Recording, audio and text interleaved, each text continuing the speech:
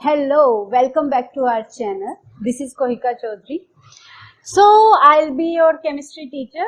And last class में हमने chemical reaction and chemical equation class 10th के first chapter का मॉड्यूल 1 डिस्कस कर लिया था, जिसमें हमने क्या डिस्कस किया था, what is chemical reaction.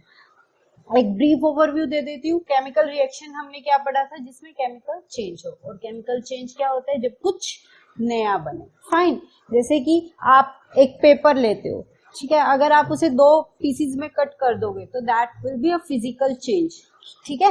Identity change नहीं हुई है, क्योंकि पहले भी पेपर ही था, अभी भी पेपर ही है, जस्ट उसका साइज चेंज हुआ है, राइट। एंड केमिकल चेंज, अगर हम उसी पेपर को बर्न कर दें तो वो किस में कन्वर्ट हो जाएगा, ऐश में। तो कुछ नया बना, यस और नो, वापस से आप उसे उस पेपर की फॉर्म में नहीं लेकर आ सकते, आइडेंटिटी चेंज हो गई है सब्सटेंस की। फाइन, तो यही हमने पढ़ा था लास्ट क्लास में कि केमिकल रिएक्शन क्या होती है, केमिकल चेंज क्या होता है। केमिकल चेंज होता है कि जब कुछ नया बने, जैसे burning of a paper is a chemical change, because initial substance अपनी आइडेंटिटी लूज कर चुका है, क्योंकि वो पेपर किस में कन्वर्ट हो गया, ऐश में। फाइन, एंड सर्टेन हमने रिएक्शंस भी पढ़ी थी, 2-3 एक्टिविटीज की थी, मैग्नीशियम और ऑक्सीजन की, जिंक और HCl की, सॉरी सल्फ्यूरिक एसिड की, zinc plus sulphuric acid, and precipitation formation भी की थी। फाइन, एंड उसके उन एक्टिविटीज के बेसिस पे हमने सर्टेन इंडिकेशंस ड्रॉ किए थे कि आपकी केमिकल रिएक्शन, आपको कैसे पता चलता है, क्या चीज इंडिकेट करती है कि आपकी केमिकल रिएक्शन हो रही है, ठीक है। उसमें क्या था, फर्स्ट इंडिकेशन क्या था, चेंज ऑफ स्टेट, सॉलिड से लिक्विड में चेंज होना, लिक्विड से गैस में। सॉलिड से जब लिक्विड में चेंज होता है तो उसे क्या बोलते हैं हम, मेल्टिंग। एंड जब लिक्विड से गैस सॉलिड में चेंज होता है तो उसे हम फ्रीजिंग बोलते हैं। तो ये तो आप लोगों को पता ही होगा, क्योंकि अब आप 10th स्टैंडर्ड में आ चुके हो, ये तो हम बचपन से करते ही आ रहे हैं। लिक्विड का कन्वर्जन गैस में होना इज इवेपोरेशन, गैस का लिक्विड में होना इज कंडेंसेशन। सॉलिड का डायरेक्ट गैस में चेंज होना without changing into liquid is called sublimation, and gas का सॉलिड में चेंज होना इज डिपोजिशन। फाइन, सो जैसे कि हमने लास्ट क्लास में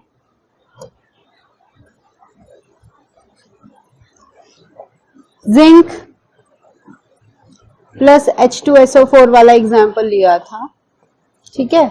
उसमें क्या बना था भाई, आपका new product ZnSO4 plus hydrogen gas. Hydrogen किस फॉर्म में थी, गैस, और जिंक आपने क्या लिया था, सॉलिड फॉर्म में। किस फॉर्म में, सॉलिड। एंड H2SO4 आपने किस फॉर्म में लिया था, लिक्विड, एक्वस बोलेंगे, ठीक है, क्योंकि डाइल्यूट H2SO4 था। देखो, हम एक्वस कब बोलते हैं, एक्वस तब बोलते हैं जब आपका सॉल्वेंट क्या हो, वाटर। जब आपकी कोई चीज पानी में घुली हुई हो, पानी में डिसॉल्व हो, तो उसे हम क्या बोलते हैं, उसका स्टेट हम क्या मेंशन करते हैं, एक्वस। फाइन, तो H2SO4 क्या लिया था हमने, एक्वस, क्योंकि डाइल्यूटेड था। फाइन, तो हमने किस फॉर्म में लिया था, वो एक्वस फॉर्म में, पानी डाल के हमने डाइल्यूट किया हुआ था। तो यहाँ पे क्या है, सॉलिड और लिक्विड है, और लास्ट में आपको क्या मिल रहा है, गैस। तो चेंज इन स्टेट हुआ। फाइन, तो change in state is also an indication.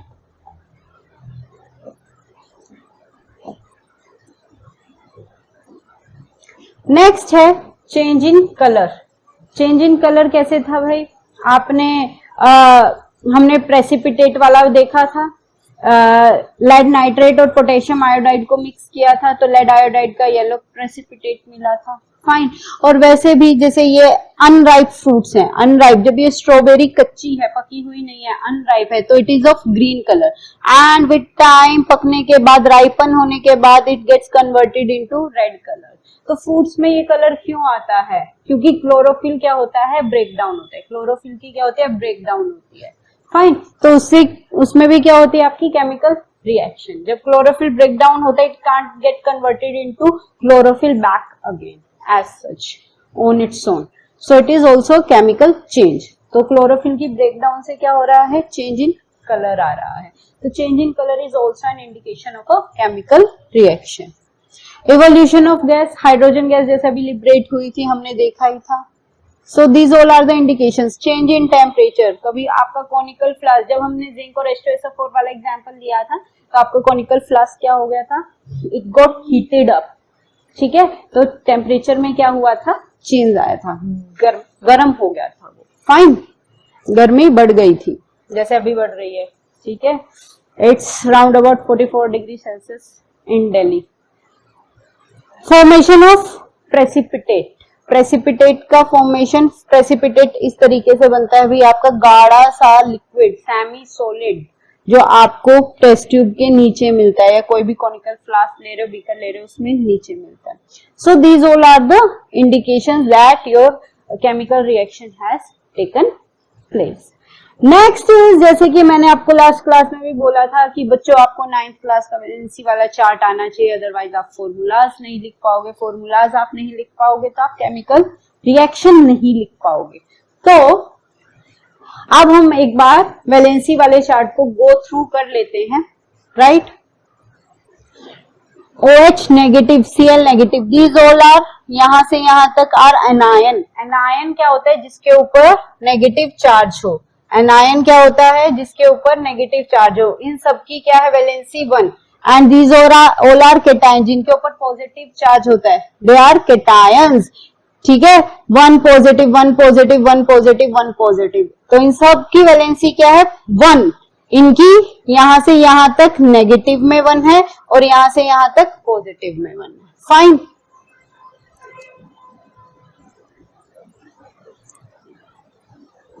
सो क्या होता है, देखो एनायन और केटायन कैसे बनते हैं।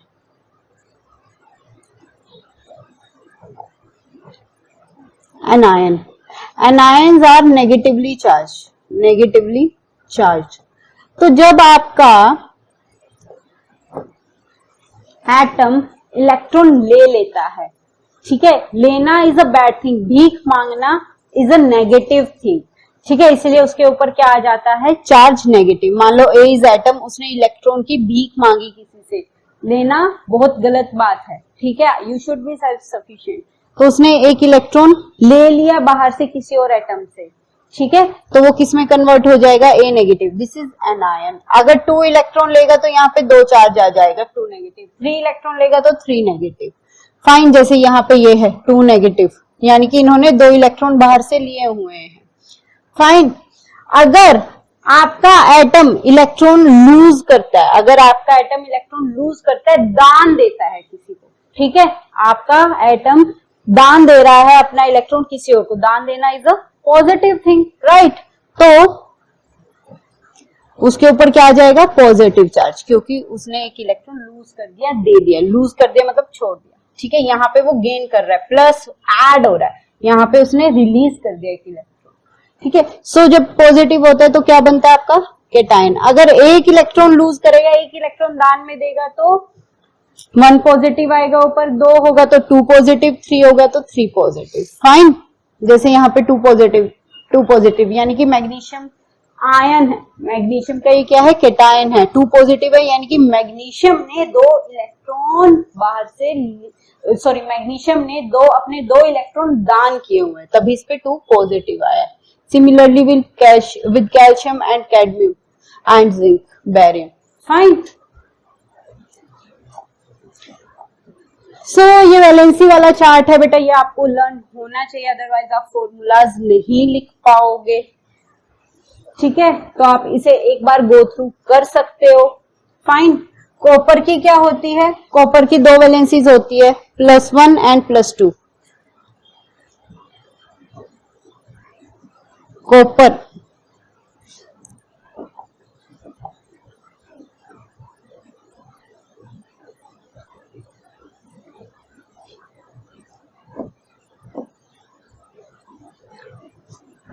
सो कॉपर की क्या होती है भाई, 2 वैलेंसीज होती है। जैसे लास्ट क्लास में मैंने आयरन की आपको 2 वैलेंसीज बताई थी, Fe2 positive and Fe3 positive, वैसी कॉपर की भी 2 स्टेट्स में एग्जिस्ट करते हैं, Cu पॉजिटिव, ये पॉजिटिव में है, इसकी दोनों valencies Cu positive and Cu2 positive. तो Cu पॉजिटिव वाले को हम बोलते हैं क्यूप्रस आयन, ये इनके लैटिन नेम से डिराइव्ड है, और Cu2 पॉजिटिव को हम बोलते हैं cupric ion, cupric ion, fine. वैसे ही Fe2 पॉजिटिव को बोलते हैं फेरस एंड Fe3 पॉजिटिव को हम क्या बोलते हैं, फेरिक। फाइन, ठीक है। तो यहाँ पे देखो 2 पॉजिटिव वाले को क्यूप्रिक इक आ रहा है और यहाँ पे भी 3 यहाँ पे 2 पॉजिटिव वाले में अस आ रहा है, तो आपको ये एज इट इज लर्न करने हैं। फाइन, जो कम वैलेंस कम चार्ज वाला होता है उसमें अस आता है यूजुअली, एंड जो ज्यादा चार्ज वाला होता है उसमें इक आता है यूजुअली। तो यहाँ पे कम कौन है, +1, तो इसलिए अस आया। ज्यादा कौन है, 2 पॉजिटिव, तो यहाँ पे इक आया। ऐसे ही Fe2 पॉजिटिव और Fe3 पॉजिटिव में कम कौन है, 2 पॉजिटिव, इसलिए अस आया, फेरिस। Fe3 पॉजिटिव में क्या है, फेरिक। फाइन, तो ये आपको वैलेंसीज लर्न करनी पड़ेगी, इसमें कोई एक्सक्यूज नहीं है, आप कुछ नहीं कर सकते, आपको एज इट इज ये लर्न करनी पड़ेगी। फाइन, एंड NH4 पॉजिटिव को क्या बोलते हैं हम, अमोनियम। Pb2 पॉजिटिव को हम क्या बोलते हैं, लेड। फाइन, चलो let's move on to next, chemical equation. Chemical equation कैसे लिखेंगे भाई, अब simple representation of chemical reaction in words. अगर आप अपनी केमिकल रिएक्शन को वर्ड्स की फॉर्म में लिख रहे हो तो उसे हम क्या बोलते हैं, वर्ड इक्वेशन। क्या बोलते हैं उसे हम, वर्ड इक्वेशन। जैसे मैग्नीशियम, ये पूरा आप इंग्लिश में लिख रहे हो, word. Magnesium plus oxygen gives what, magnesium oxide. Fine, तो जैसे बचपन में आप नंबर सिस्टम में भी करते थे, आपको दिया होता था ऐसे, अब इसको आप वर्ड फॉर्म में कैसे लिखोगे इंग्लिश में, 1,12,234, राइट। तो क्या हुआ भाई, अब देखो इसको पढ़ना ज्यादा इजी है वर्ड वाले को, या फिर ये मैथ वाला पढ़ना ज्यादा इजी है? आई थिंक ये ज्यादा इजी है, इसे आप एकदम रिकॉग्नाइज कर लेते हो विद कोमास, यहाँ पे पूरी इंफॉर्मेशन है, एंड इसे लिखना भी ज्यादा टाइम कंज्यूमिंग है एंड पढ़ने में भी ज्यादा टाइम लगेगा। तो यहीं से क्या हुआ, आपकी जो वर्ड इक्वेशन है इंग्लिश में जिसे आप लिखते हो, इसका ये ड्रॉबैक है। अभी तो क्या है ना बेटा, ये बहुत छोटी इक्वेशन है, तो जब आप बड़े हो जाओगे 11th 12th में जाओगे तो बहुत बड़ी बड़ी केमिकल इक्वेशंस आएंगी, राइट। तो जब आप उन्हें वर्ड्स की फॉर्म में लिखोगे तो बहुत ज्यादा टाइम कंज्यूमिंग हो जाएगा, बहुत ज्यादा कम्बर्सम हो जाएगा, बहुत कंफ्यूजन भी हो जाएगा। फाइन, तो इसीलिए हम क्या करते हैं, इसे फॉर्मूलाज की हेल्प में से लिखते हैं। तो यहाँ पे इसका वर्ड इक्वेशन का ड्रॉबैक आता है, तो ये आपसे पूछा जा सकता है कि वर्ड इक्वेशन का ड्रॉबैक क्या है, ठीक है, because it's time consuming and confusing. Fine, that's why we move on to chemical equation, जिसे हम केमिकल फॉर्मूलाज की हेल्प से लिखते हैं, वो हम अभी देखेंगे। फाइन,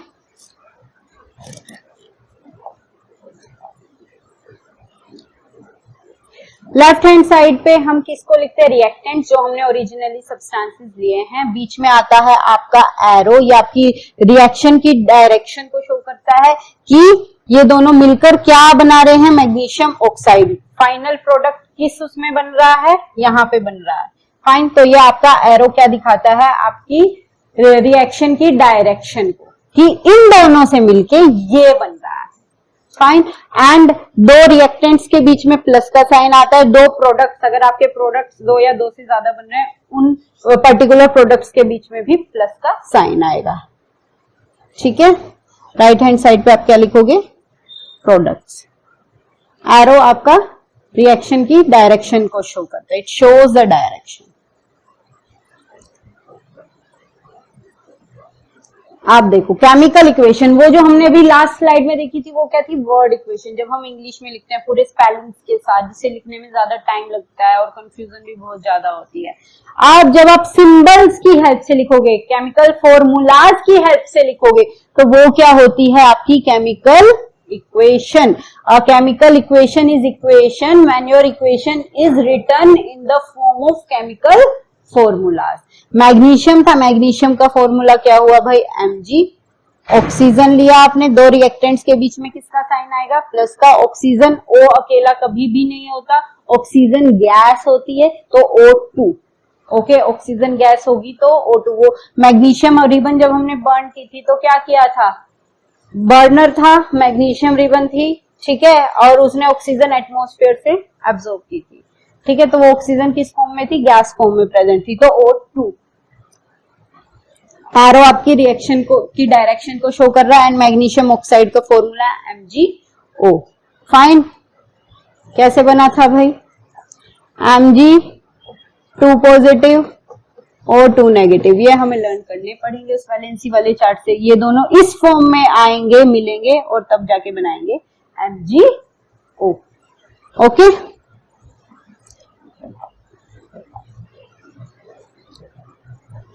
लेफ्ट हैंड साइड में रिएक्टेंट्स लिखते हैं, राइट हैंड साइड में हम प्रोडक्ट्स लिखते हैं। फाइन, एरो आपकी रिएक्शन की डायरेक्शन को शो करता है। अब देखो ये रिएक्शन बैलेंस्ड नहीं है, यहाँ पे मैग्नीशियम कितने 1, मैग्नीशियम कितने यहाँ पे 1, एक ही मैग्नीशियम है। यहाँ पे ऑक्सीजन कितने 2, ऑक्सीजन कितने हैं यहाँ पे 2 ऑक्सीजन है, और यहाँ पे मैग्नीशियम कितने 1, मैग्नीशियम बैलेंस्ड है, यहाँ पे भी मैग्नीशियम 1 है, यहाँ पे भी मैग्नीशियम 1 है, यहाँ पे ऑक्सीजन 2 है बट यहाँ पे ऑक्सीजन क्या है 1 है, ठीक है, so it's not balanced, it's not balance. तो जो रिएक्शन आपकी बैलेंस्ड ना हो, बैलेंसिंग नहीं है, अभी मैग्नीशियम तो दोनों साइड एक एक है बट ऑक्सीजन इस साइड ज्यादा है, इस साइड कम है, तो it is unbalanced, it is unbalanced, number of atoms दोनों साइड में इक्वल नहीं है, ठीक है। तो ऐसी इक्वेशन को हम क्या बोलते हैं, स्केलेटल इक्वेशन, क्या बोलते हैं हम, skeletal equation.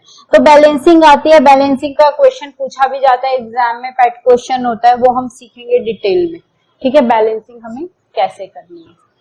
Fine, so if the number of atoms of each element on both the sides are not equal, then it is not the balanced equation, and इसे हम क्या बोलते हैं, skeletal equation। अगर इक्वल कर दें हम दोनों साइड नंबर ऑफ एटम्स को, कैसे करेंगे वो हम देखेंगे फर्दर, ठीक है, उसे हम बोलते हैं बैलेंस इक्वेशन। बैलेंसिंग हमें क्यों करनी होती है वो भी हम फर्दर देखेंगे, ठीक है।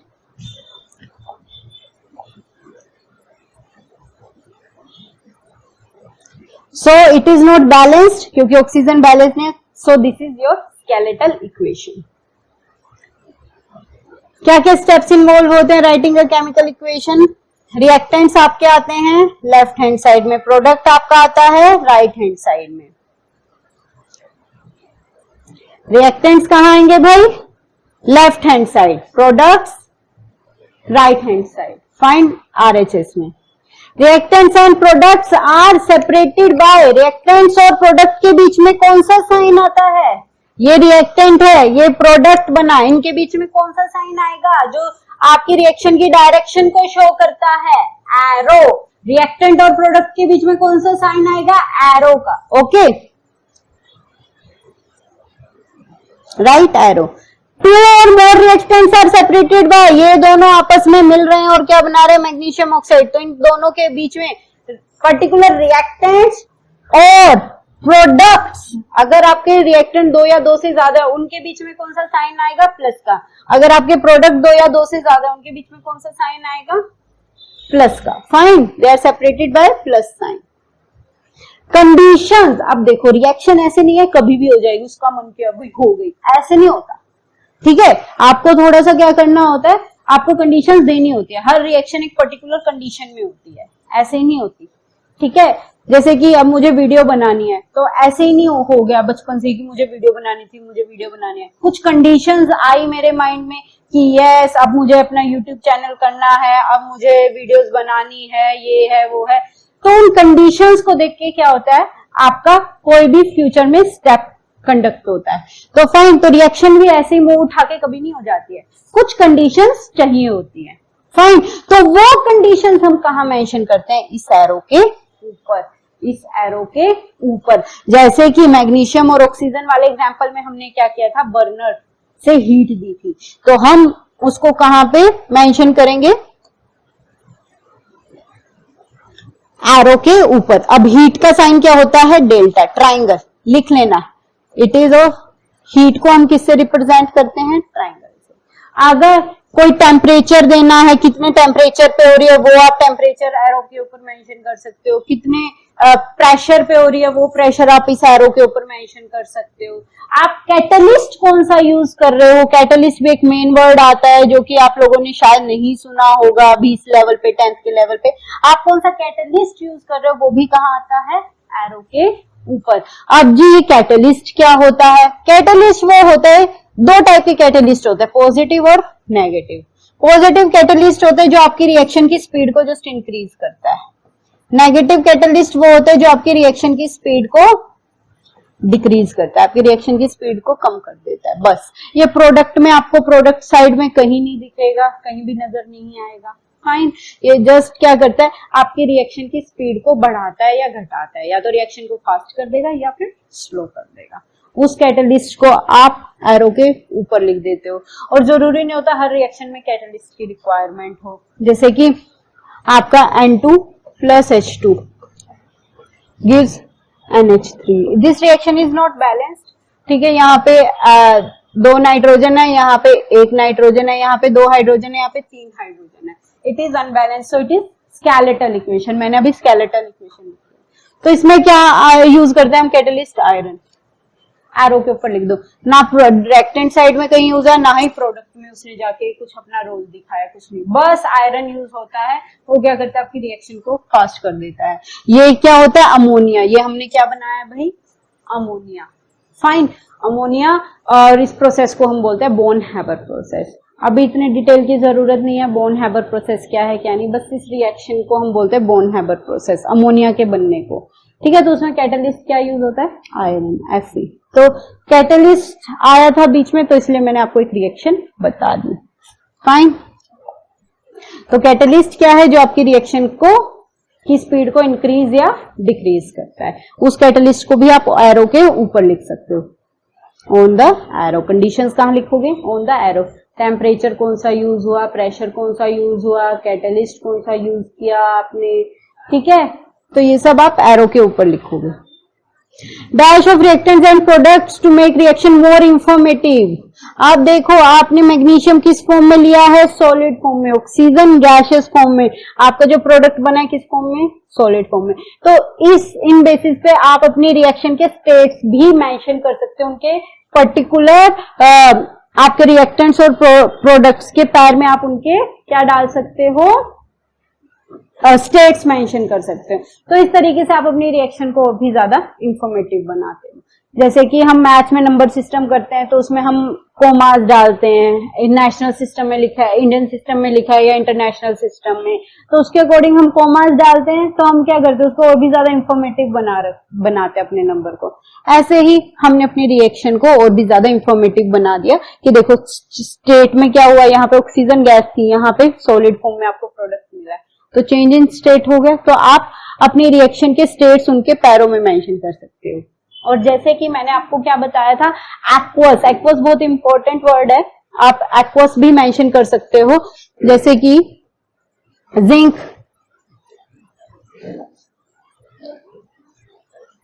सॉलिड फॉर्म में लिया, H2SO4 किस फॉर्म में लिया हमने, डाइल्यूटेड था, तो एक्वस, AQ आएगा, क्या आएगा, AQ, एक्वस, कि वो पानी में घुला हुआ था। जो भी चीज पानी में, वाटर में डिजोल्व होगी, उसका स्टेट क्या होगा, एक्वस। तो क्या बना था, ZnSO4, वो किस फॉर्म में बनेगा, एक्वस फॉर्म में, fine, plus hydrogen gas.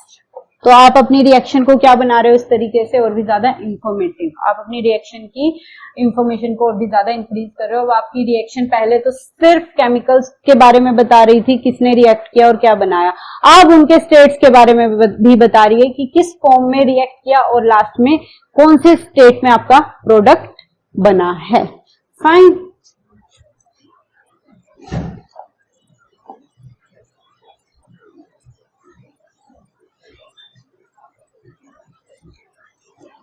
So that's all for today. In next class we will be discussing the module 3. So अगर आपको पसंद आया हो तो please do like, share and subscribe to our YouTube channel. Thank you.